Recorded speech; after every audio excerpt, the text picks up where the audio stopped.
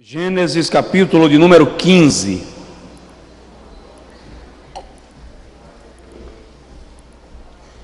Versículos de números 15 e versículo 18. Versículo 15 e 18.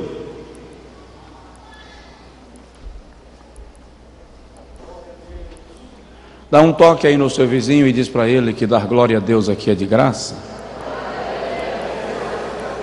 Nós temos conosco nesta noite irmãos de Salvador, Campo Formoso, Nova Fátima, São Paulo. Temos irmãos nos visitando. Por favor, sejam muito bem-vindos em nome de Jesus. Diz assim: Tu, porém, irás em paz para teus pais, em boa velhice serás sepultado. Versículo 18.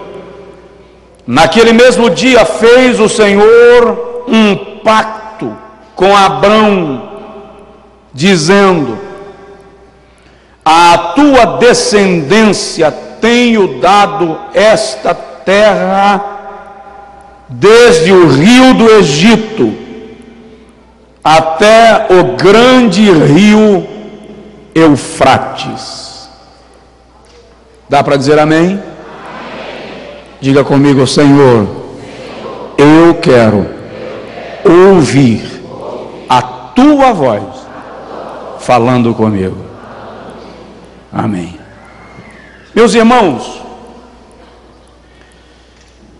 eu gostaria de nesta noite refletir com vocês sobre algo. Não é novo, não é uma novidade que eu vou trazer,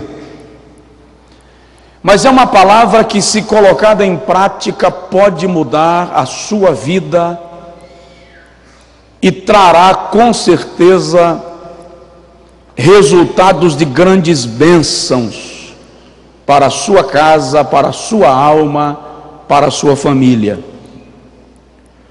Nós pregamos muito sobre bênçãos e sobre sermos abençoados. Tornou-se ou criaram-se até jargões em torno da palavra bênção, mesmo porque é uma necessidade nossa, embora não se possa ignorar que a nossa busca deve ser pelo Deus da bênção e não pela bênção de Deus exclusivamente. Jesus, em João capítulo de número 6, censurou algumas pessoas que o seguiam e ele disse: vocês me seguem não porque creem em mim, mas porque comestes do pão que eu multipliquei e vos fartastes. Eram pessoas que seguiam a Jesus pelo que Jesus lhes daria, pela provisão, pelo cuidado, pela providência, e não pela companhia, pela comunhão, pelo relacionamento pessoal com Ele. Entretanto, nós não podemos negar que queremos ser abençoados, e melhor que isso, Deus quer nos abençoar. Isso é tão bíblico que Salomão escreve que Deus é quem dá a bênção, que enriquece e não acrescenta dores. Em diversas ocasiões da Bíblia nós encontramos a expressão: o Senhor abençoou a Abraão, a Isaac, a José, a Jacó, a Davi, porque abençoar está na relação, ou está no vocabulário de Deus em relação a nós, seus filhos. Através de Jeremias ele declara: eu sei os pensamentos que tenho a respeito de vós, pensamento de bem e não de mal, para vos fazer conforme aquilo que me pedis. Então, abençoar é o plano de Deus para nós. Mas o que eu quero refletir com os irmãos nesta noite é, a partir de Abrão, e se a sua Bíblia puder ficar aberta, acho que vai ajudar. Quem não a trouxe, os textos vão sendo projetados aqui na retaguarda. A partir do exemplo de Abrão, a partir da postura, do perfil, do comportamento de Abrão, nós vamos aprender quais são as atitudes que precisamos cultivar para alcançarmos a bênção de Deus. Como tomarmos posse dessa bênção. É interessante que entre os jargões criados em torno da bênção, há essa expressão: toma posse da bênção. Mas o que é tomar posse da bênção? Levante a mão aberta, levantou, agora feche, fechou, pronto, você tomou posse. Será que um simples gesto assim resume o tomar posse da bênção de Deus? Abrão é um dos maiores vultos do texto sagrado, a maior personalidade da história de Israel, junto com Moisés e Davi. Ele não é apenas o pai dos judeus e dos árabes através de Ismael, mas também o pai da fé de todos os que creem. Consiste em dizer que Abrão é o pai dos crentes, ou dos que creem. De nenhum homem na Bíblia, além de Abrão, se diz que era amigo de Deus. Como Abrão conquistou esse status de amigo de Deus? Ele não era melhor do que nós, ele não era perfeito, mas a Bíblia descreve acerca de Abrão, que posteriormente torna-se Abraão, que ele ousou andar pela fé. Eu já disse aqui em outras ocasiões anteriores, obviamente, que quem anda por fé não depende das circunstâncias da vida. Quem anda por fé não se estabelece nas probabilidades, não analisa as possibilidades. Quem vive por fé não se preocupa se o vento está soprando na direção que lhe é favorável. Quem anda por fé vê tudo ocorrer ao contrário do que espera e ainda assim permanece firme na fé. Diz aí para o seu vizinho: permaneça firme na fé.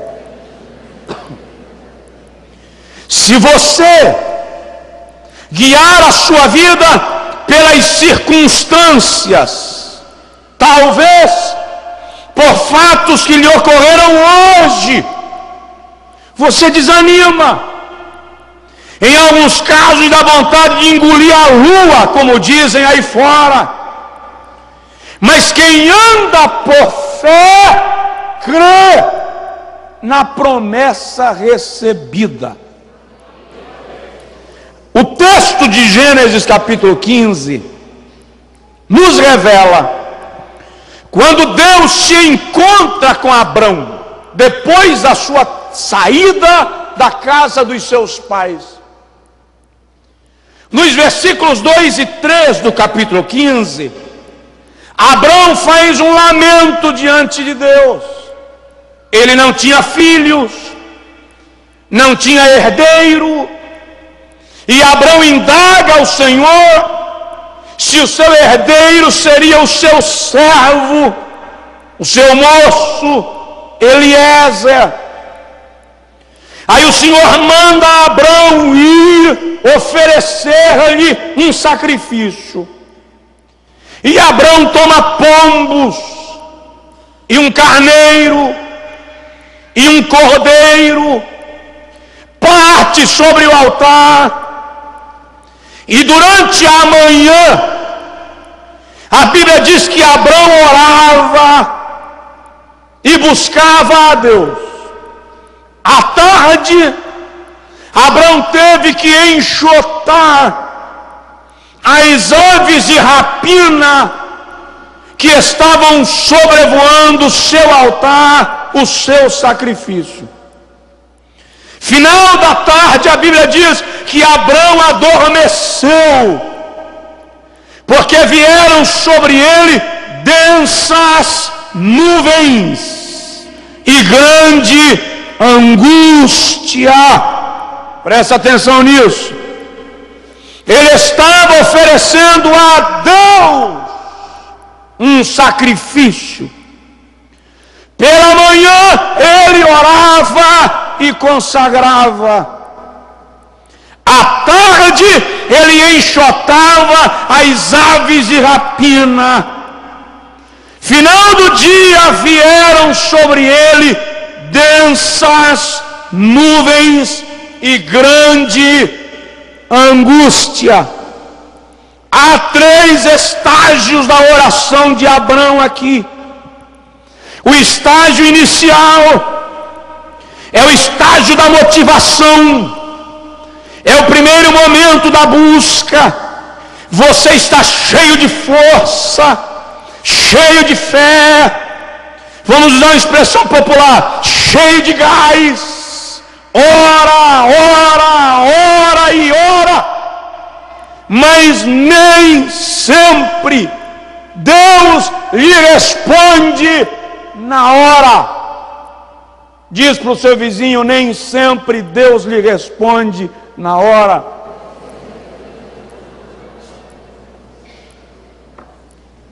Às vezes a resposta tarda, mas é preciso orar. À tarde vem as aves de rapina para roubarem o sacrifício de Abrão. É preciso lembrar que todas as vezes que você quiser oferecer algo para Deus, aves de rapina virão para tirar o seu foco. Todas as vezes que você estiver se aproximando de Deus, pela comunhão e para a comunhão, aves de rapina virão para tirar-lhe a paz. Não perca o foco. Não esqueça que o seu alvo é o altar, que a sua meta é encontrar Deus. Dá um toque no vizinho e diz para ele: cuidado com as aves de rapina. Que são aves de rapina, pastor Josué, que eu estou lhe falando, eu não havia raciocinado à tarde, não isso. Aves de rapina são situações que o adversário cria para lhe desestimular da bênção, para lhe afastar da proposta divina. São pessoas, são palavras amargas, são ataques contra a sua mente, perturbações contra a sua alma, decepções com pessoas que estão perto de você. São aves de rapina, mas não esqueça que o que você pretende é um encontro com Deus. Então não deixe as aves de rapina lhe afastarem do altar.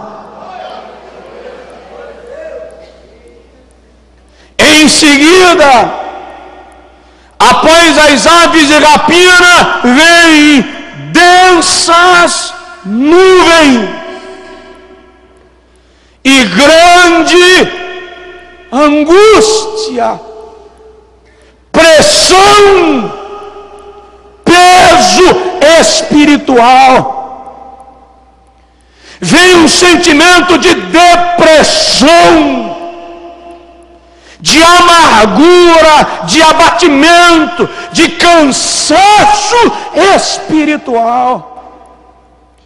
E tamanho foi o cansaço que Abrão adormeceu. Eu não sei se você já se viu coberto por densas nuvens, se você já teve a sensação que um cerco lhe envolveu, e ainda que você queira correr, você nem ânimo para isso tem. É aquele momento que Satanás diz: agora vamos esgotá-lo, vamos sugá-lo. Mas é neste momento que Abrão acorda com fumaça subindo ao céu, porque Deus havia interferido no altar.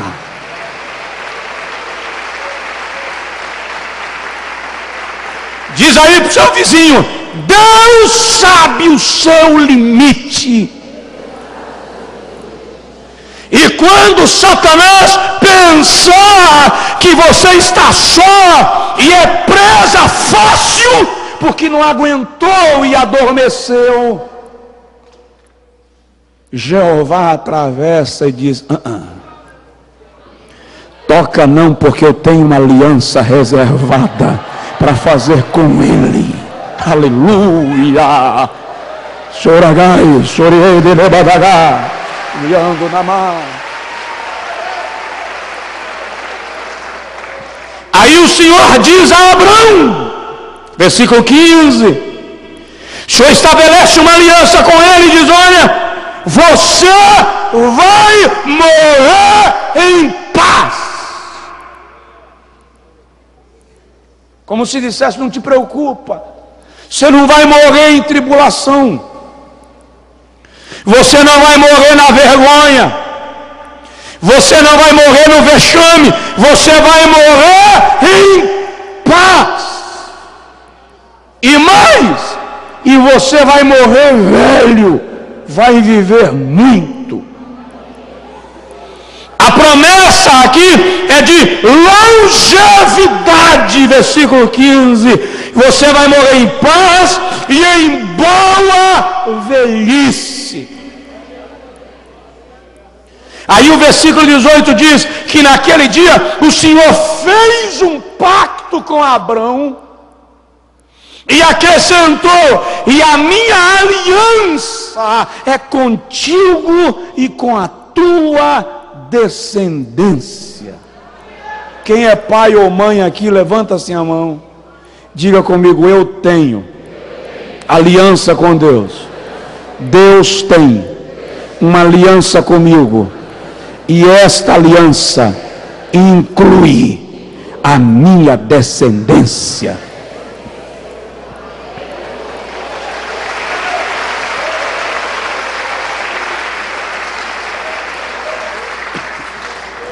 Há uma promessa de Deus a Abrão aqui.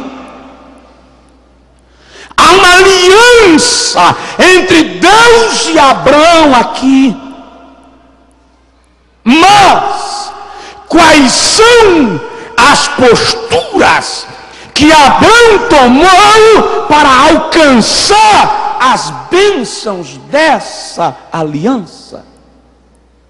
Quem quer a bênção da aliança, diga amém. Então vamos lá ver o que você está disposto a fazer. Primeiro, a primeira postura de Abraão foi paciência.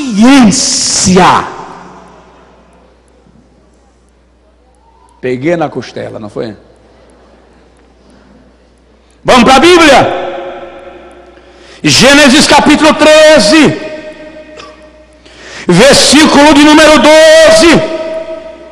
Diz assim: habitou Abrão na terra de Canaã, e Ló habitou nas cidades da planície, e foi armando as suas tendas até chegar a Sodoma. Veja o versículo 18, parte A. Então mudou Abrão as suas tendas e foi habitar junto dos carvalhos de Mamre. Tá, cadê a paciência? Aqui. Ló se empolgou com as campinas do Jordão, se empolgou com a fachada, atraiu-se pela aparência, e o texto diz: foi logo armando a sua tenda. Ló não averiguou se o lugar era bom e ignorou a citação do versículo 13: os homens de Sodoma eram maus e grandes pecadores perante o Senhor. Quem não tem paciência, há um provérbio popular que diz assim: quem come apressado, come cru. Ló não analisou o ambiente, foi logo armando a tenda, tomando posse do território antes da hora. Diz para o vizinho: não tenha pressa de armar a tenda. Abrão, não. Quando Abrão entendeu que ali não era bom, ele não estava com a tenda armada, ele apenas enrolou as coisas e mudou de lugar. Tenha paciência e espera em Deus. Lucas capítulo 21, versículo 19, a Bíblia diz assim: na vossa paciência salvareis as vossas almas. A nossa geração, nossos adolescentes, sofrem de um problema que os psicólogos classificam como SPA, síndrome do pensamento acelerado. É mais ou menos o seguinte: mãe, estou com fome, já colocou o lanche? Antes de falar da fome, eles querem a comida na mesa. Somos a geração online. Somos a geração que, se alguém disser para nós, fica calmo, aí é que a gente se irrita. Porque nós aprendemos que as coisas devem acontecer na nossa hora, no nosso tempo, no momento que é bom para nós. Mas entenda, na programação de Deus, não é o teu tempo, é o tempo que Ele estabeleceu para fazer.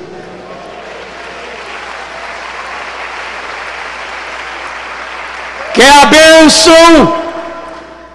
Toca no vizinho, mas toca de leve para ele não ficar nervoso. E diz para ele assim: paciência.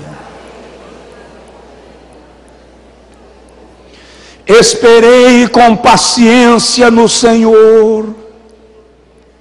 Ele se inclinou para mim e ouviu o meu clamor. Eu já vi gente perder a promessa porque não soube esperar um pouquinho mais.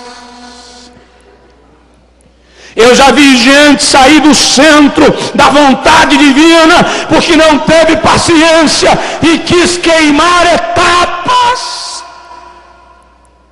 Você pode até nascer de 7 meses, mas precisa ficar no hospital para completar o período. Não adianta nascer fora de hora e não poder sair da maternidade. Deixa Deus maturar as coisas, deixa o tempo se cumprir. Ele sabe quando a semente está boa, e quando ela ficar boa, Ele faz germinar, porque Deus conhece o tempo.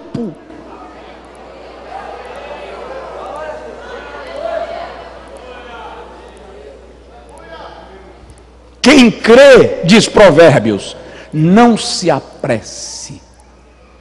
Isaías, aliás. Em Provérbios 19 diz que aquele que se apressa com os pés erra o caminho. Quer a bênção? Espera. Ah, pastor, tenha dó. Eu já esperei demais. Não aguento mais. Não é comigo não, querido. Isso é com Jesus. Mas aprende que o segredo é paciência. Segundo lugar,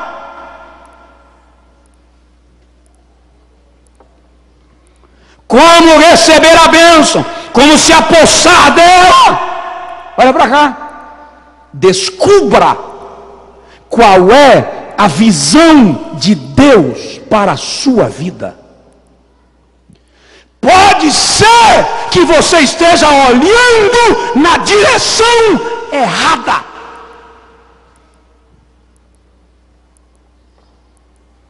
Você focou em algo e só isso serve. E Deus está desenhando outro cenário para você e você não enxerga. Versículo 14. E disse o Senhor a Abrão, depois que Ló se apartou dele, por favor, preste atenção. Disse o Senhor a Abrão, quando ele disse? Depois que Ló se apartou dele. Levanta agora os olhos e olha desse lugar que estais, para o norte, para o sul, para o oriente, para o ocidente, porque toda esta terra que vês, te darei a ti e a tua descendência. Por quanto tempo? Para sempre. Quando foi que Deus deu a Abrão essa visão? Quando foi que Deus deu a Abrão essa visão? Depois que Ló se apartou dele. Presta atenção, deixa Ló ir embora. Ló não faz parte da aliança. Ló se sente atraído por Sodoma e Gomorra. Ló se prende pelos bens materiais. Ló é negociável. Ló não é bênção para você. Ló pensa em status. Ló pensa em posição. Deus não dá visão a quem está focado aqui. Levanta os olhos e vê. Você está olhando para o lugar errado. Ló está ofuscando a sua visão. É preciso lembrar e observar que na Bíblia Sagrada Deus nunca usou um homem sem antes lhe dar uma grande visão. Sempre que Deus quis usar alguém na Bíblia, Ele deu uma visão para esse alguém. Quer exemplos? Vou lhe dar alguns. Gênesis 5:24. E andou Enoque com Deus e não se viu mais, porquanto Deus para si o tomou. Tá, cadê a visão? Judas, versículo 19. Enoque viu o Senhor com milhares dos seus santos, Abraão, quando o Senhor o chama, olha para o norte, para o sul, para o oriente, para o ocidente. Isso é visão. Êxodo capítulo 3. Moisés viu uma sarça ardendo em chamas e ela não se consumia. Ezequiel capítulo 1. Ezequiel vê a glória do Senhor sobre o carro dos querubins. Daniel capítulo 10. Ele vê um ser com a aparência de um relâmpago. Saulo, capítulo 9 de Atos, ele viu um raio de luz que o impacta e ele cai do cavalo ao meio-dia. Atos 26. João, capítulo 1 do Apocalipse. O que eu quero que você entenda é que Deus está querendo tirar escamas dos nossos olhos. A oração de Eliseu por Geazi é a oração de hoje. Deus, abre os seus olhos para o que ele veja. Geazi só viu o exército da Síria e esqueceu de ver o exército de Deus. Você só está vendo o que está na ponta do seu nariz. Deus quer lhe mostrar o que está além disso. Ele quer lhe mostrar o invisível. Ele quer que você veja o imaterial. Ele quer que você veja a promessa. Então abre os olhos e vê. Diz aí para o seu vizinho: Deus quer lhe mostrar algo. Deus quer lhe mostrar algo. Levanta os olhos, diz para o Senhor: abre a minha visão espiritual.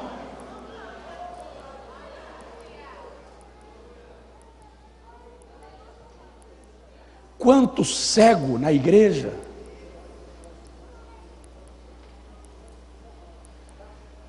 Deus quer nos dar outra direção e a gente só vê a que nós escolhemos, só enxergamos o mapa que nós desenhamos. Será que você não entende que as mãos do Senhor sustentam todo o universo? E enquanto você está vendo uma pedra de esmeralda, Jeová conhece onde estão os diamantes. Enquanto você vê prata, Jeová sabe onde está o ouro. A Bíblia diz que Ele sabe onde estão os tesouros da neve.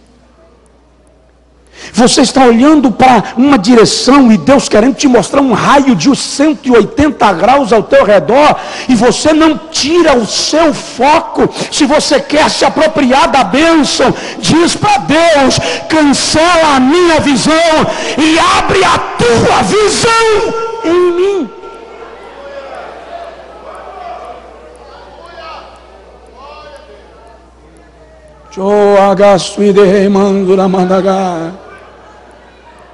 Nossa obstinação nos cega,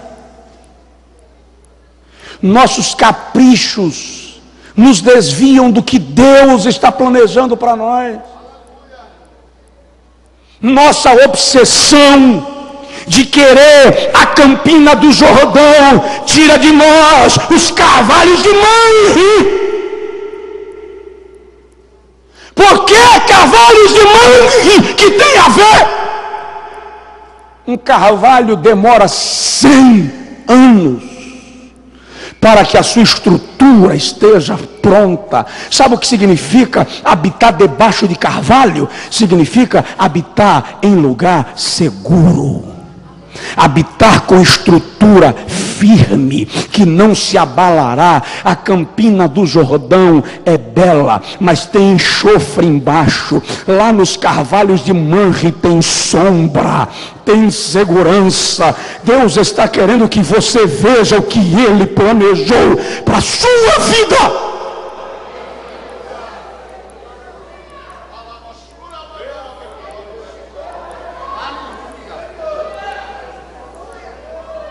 Feche os olhos um pouquinho, rapidinho, e diga assim: Deus, eu quero uma visão do que o Senhor tem reservado para mim. Só diga isso. Eu quero uma visão do que o Senhor tem reservado para a minha vida. Aleluia.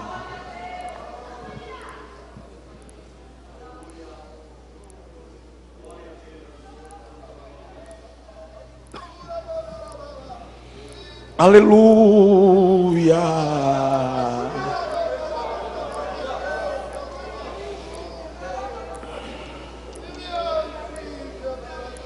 Estou falando sério.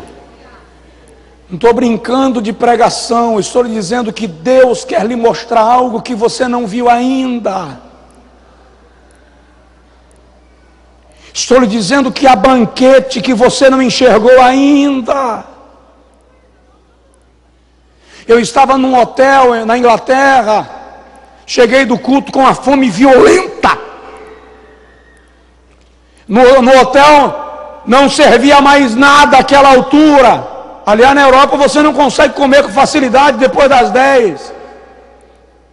E eu fiquei padecendo, interfonei, falei com a recepção, não serve mais nada. No outro dia, a gerente do hotel veio falar comigo, é brasileira, mora na Inglaterra há mais de 20 anos, vi um brasileiro no hotel, veio falar, quando eu falei com ela da fome, ela puxou a porta do meu apartamento.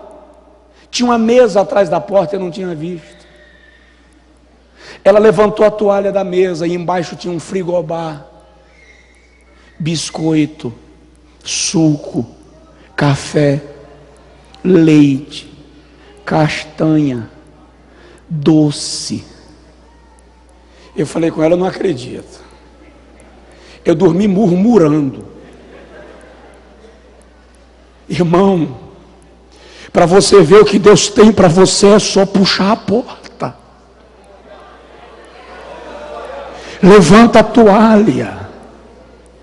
Tem um tesouro escondido perto de você. E você não está conseguindo enxergar. A fome está tirando a sua visão.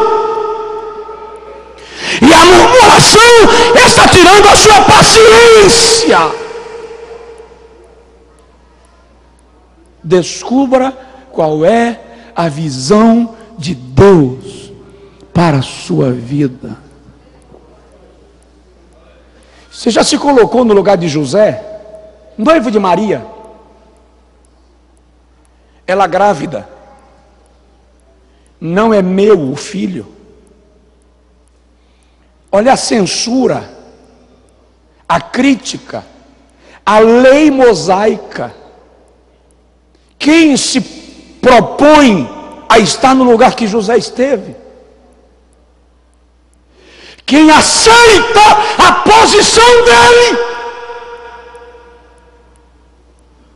E ele resolveu, vou embora. Mateus 1:20. E quando ele diz, vou embora, pela madrugada aparece um anjo. E o anjo diz assim, sonha comigo, José. Consegue contemplar a visão divina desse projeto.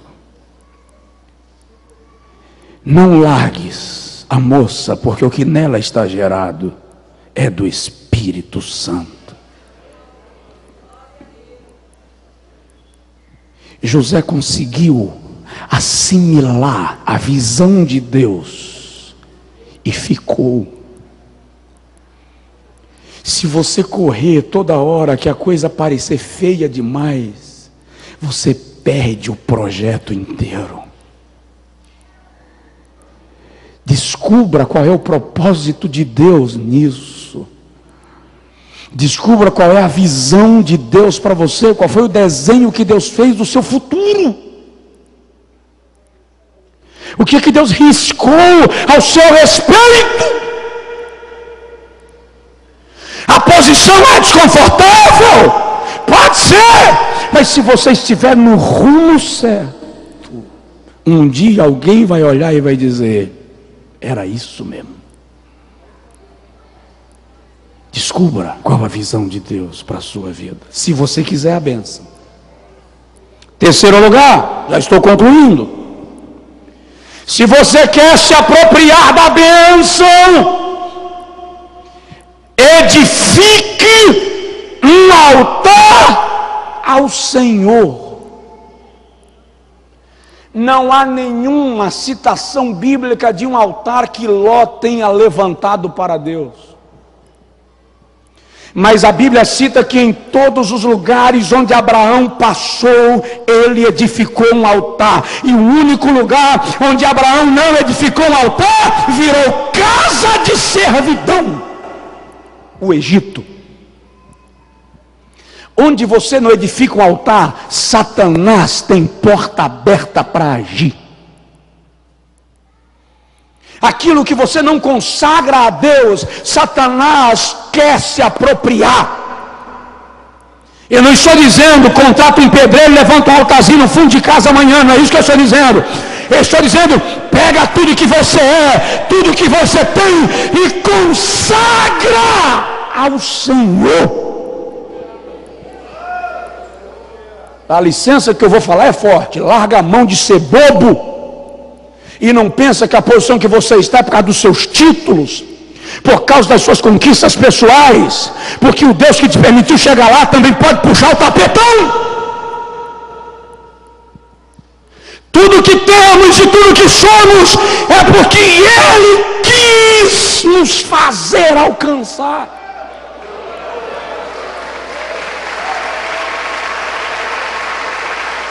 Consagre, dedique a Ele, doe para Ele, adore a Ele. Consagre tudo seu ao Senhor. Olha o versículo 18: e ali edificou um altar ao Senhor. Como anda a sua adoração? Como anda a sua gratidão? Como anda a sua comunhão? Que tal uma revisada na vida? Será que a gente lembra de fato de atribuir a Deus o mérito das nossas conquistas? Ou nós gostamos da jactância de dizer eu sou, eu tenho, e até nos comparar com alguém para nos sentirmos melhores que esse alguém? Porque a nossa imbecilidade comum da natureza humana nos faz vaidosos demais. Dá um toque no vizinho e diz para ele: edifique um altar ao Senhor. Jesus diz assim: o Pai procura verdadeiros adoradores. Ora, irmão, por favor, descubram Deus procurando alguma coisa na Bíblia. Por favor, me traga um versículo aí, Deus procurando alguma coisa na Bíblia. Eu nunca encontrei.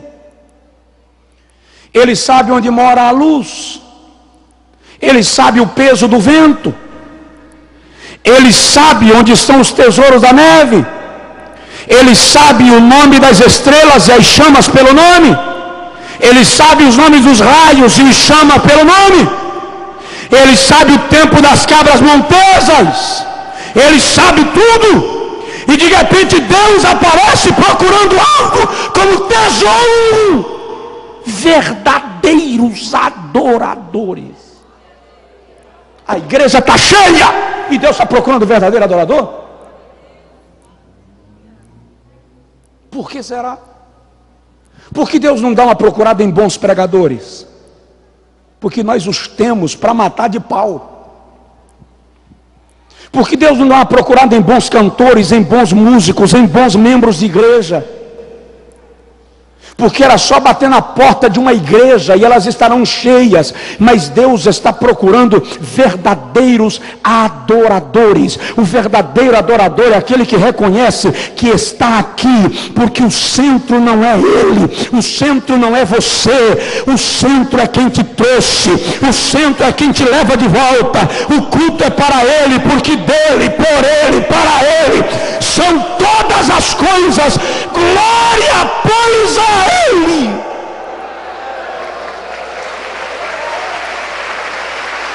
Edifique um altar.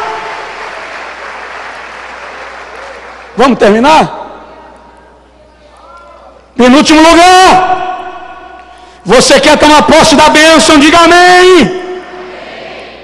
Diga para o seu vizinho: eu tomo posse da bênção.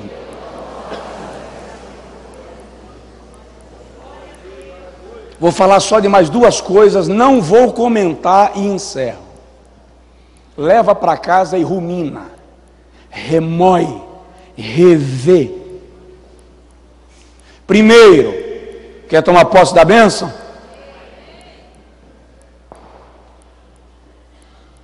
Capítulo 15, né? Capítulo 13. Se você quer tomar posse da bênção, aprenda a ter paciência. Segundo, descubra a visão de Deus para a sua vida. Terceiro, edifique um altar. Quarto, invista no reino de Deus. Invista no reino de Deus. Olha o que diz o capítulo 14 de Gênesis, no versículo de número 20.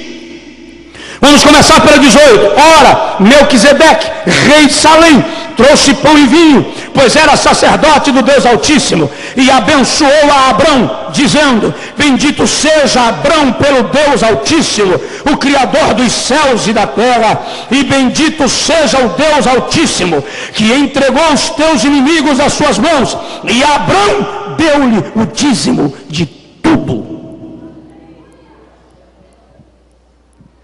Abrão entendeu que do que ele havia ganho na guerra, ele poderia dedicar algo ao Senhor. Investir no reino de Deus é saber que nós temos um sentimento de gratidão pelo que Ele nos dá, pela sua bênção sobre nós, pelo seu cuidado conosco. Malaquias 3,10 diz assim: trazei todos os dízimos à casa do tesouro, diz o Senhor, depois fazei prova de mim nisto, diz o Senhor, se eu não vos abrir as janelas do céu e derramar sobre vós uma bênção tal, que vos advenha maior abastança. Queridos, eu disse aqui domingo, quem estava domingo no culto faz assim. Ok, então eu vou repetir para quem não estava. Na década de 50, um crente no Brasil ganhava em média 40 almas por ano. Hoje, 80 crentes ganham uma alma por ano. Vou repetir. Na década de 50, um crente no Brasil ganhava em média 40 almas por ano. Hoje, são 80 crentes para ganharem uma alma por ano. Quer saber por quê? Porque as estatísticas dizem que a gente gasta mais com lanche depois do culto do que com missões. Porque as estatísticas dizem que o aparelho eletrônico que você comprou para a sua casa representa mais do que 1 ano e meio da sua oferta missionária. Quer saber por quê? Porque a nossa prioridade é ter e não ganhar almas. Porque nós somos cristãos egoístas, escondidos em nossa religião, e não investimos na expansão do reino de Deus. A Bíblia diz assim: quem ganha almas, sábio é. Invista no reino de Deus. Eu disse outro dia num congresso missionário, que você não manda um missionário esperando que ele traga dinheiro como retorno. Retorno de missões não é dinheiro. Não se abre uma igreja pensando em quanto ela vai lucrar, ora. Não é a filial de uma empresa. Não se abre uma igreja pensando em quanto ela vai ter na poupança. Não é a sua poupança, pessoal. Se abre uma igreja pensando em quantas almas ela vai ganhar, em como Jesus vai ser glorificado, em quantos pecadores se converterão a Cristo. E quem tiver a sua vaidade, que procure projetá-la fora do reino de Deus, porque no reino de Deus só tem lugar para a glória de Cristo Jesus, nosso Senhor. Fica de pé, por favor. Último lugar, quer tomar posse da bênção? Capítulo 15, versículo 6. Dá uma olhadinha no seu vizinho e diz para ele assim: creia em Deus. Creia em Deus. A Bíblia diz assim: e creu Abrão em Deus, e isto lhe foi imputado por justiça. Sabe qual é o nosso problema? Nós cremos. Todo mundo crê quando Deus faz uma promessa. Quem ousa descrer aqui quando Deus faz uma promessa? Levanta a mão. Quando Deus diz assim: vou te dar, todo mundo crê. Quem foi que levantou a mão aqui, irmão?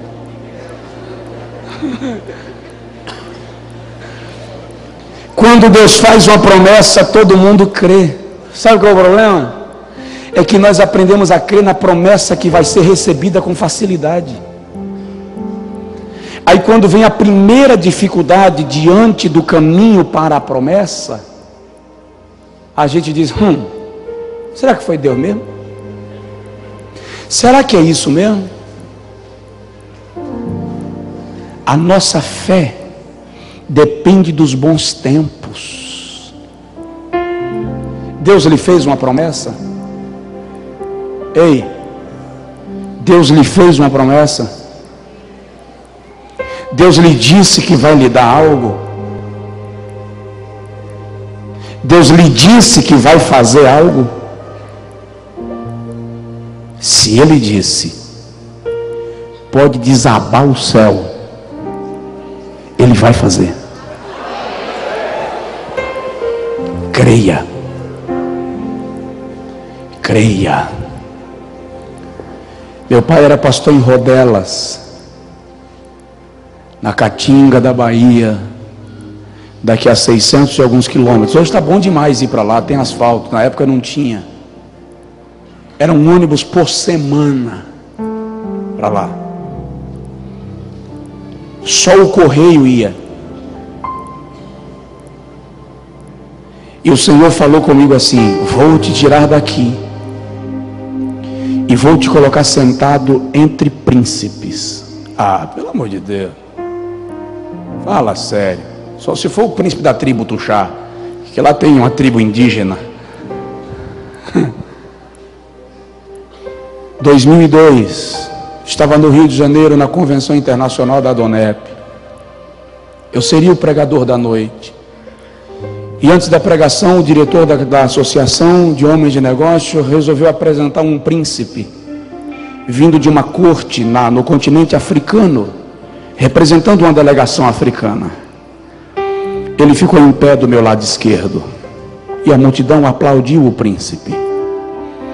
Depois ele apresentou um príncipe vindo de uma corte na Europa, representando a delegação europeia, e quando o convidou pelo nome, ele ficou em pé, estava do meu lado direito. Eles dois estavam em pé, a multidão aplaudindo-os e eu sentado.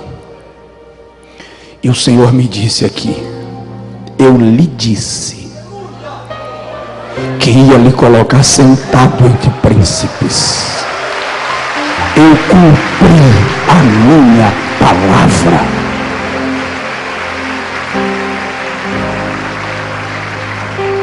Dá um toque aí no seu vizinho e diz para ele assim, aponta o dedão para ele e diz: Deus cumpre o que diz. Deus cumpre o que diz. Chora badagasamai beleva churiando da badagá. Adore a Ele agora. Adore a Ele. Erga sua mão se quiser. Coloque a mão no peito se achar melhor. Adore a Ele agora. Não espere para adorar cantando. Adore falando. Fale alguma coisa para Ele em adoração.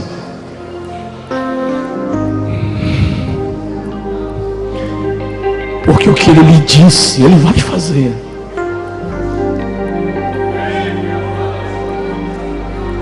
Eu não quero cântico agora, porque eu quero ouvir línguas de quem crê. Línguas, pode tocar. línguas estranhas de quem crê que o que Deus prometeu vai se suceder. Deus não é menino. Deus não é menino.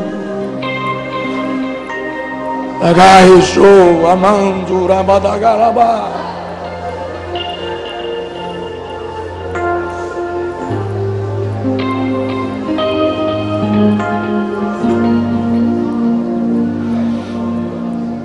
Ele fez uma promessa para você. Espírito de Deus, tens liberdade para pairar neste lugar, soprar neste lugar. Senhor, eu quero fazer um pedido especial. Se soar ousado, é pelos méritos de Jesus Cristo. Traz uma brisa suave aqui agora, como sinal de que a plenitude do teu Espírito está agindo neste lugar. Faz um vento, um frescor soprar neste lugar agora, em nome de Jesus. E aqueles que sentirem este vento receberão renovação espiritual, cura de alma, cura no físico, renovação da esperança.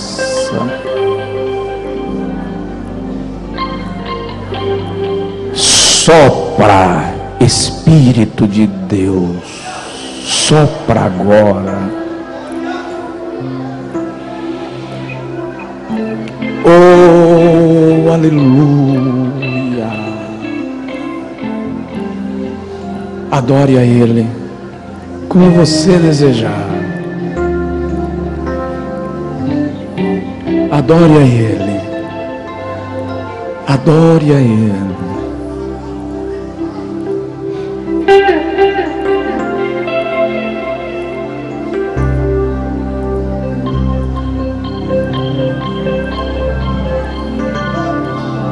Se você receber línguas espirituais, fale-as. Segura o louvor só um pouquinho. Espírito de Deus, nessa ala da direita, envolve a alma dos teus filhos agora na tua presença. Sopra, Senhor, sobre os teus filhos.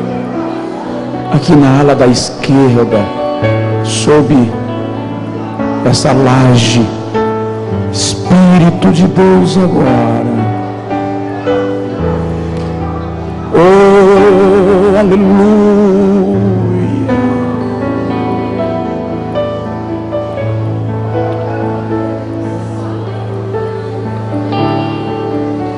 Eira galamanjo ideira mona suragara.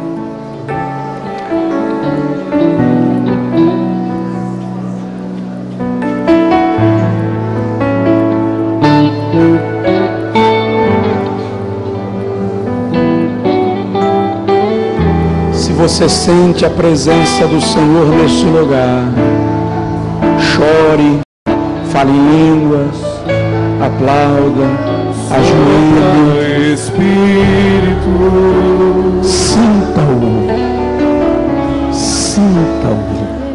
Espírito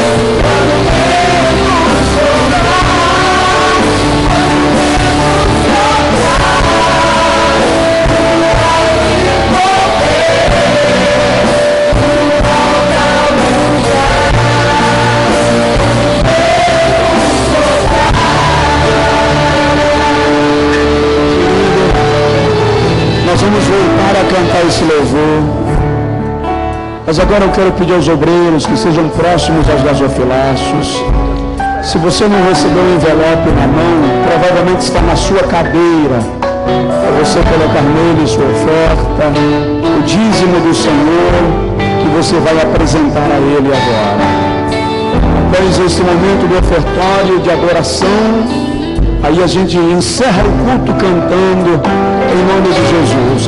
Tem outra coisa a fazer, mas é rápido. Venha agora ao gasofilácio, mas adorando a Deus, glorificando a Cristo.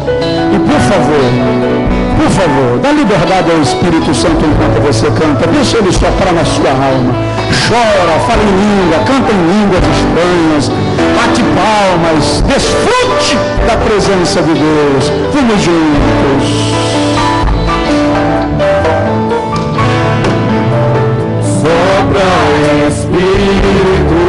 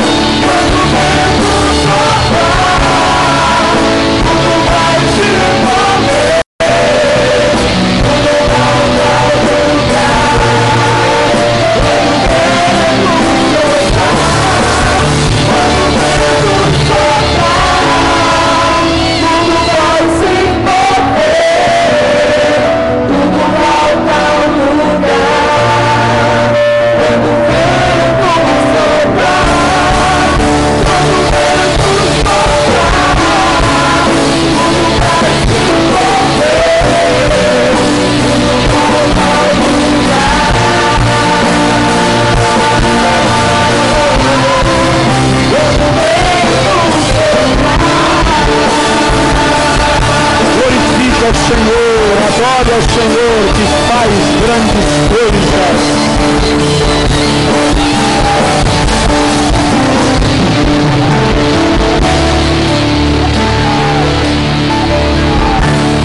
Deixa eu fazer algo que eu preciso fazer e a gente encerra.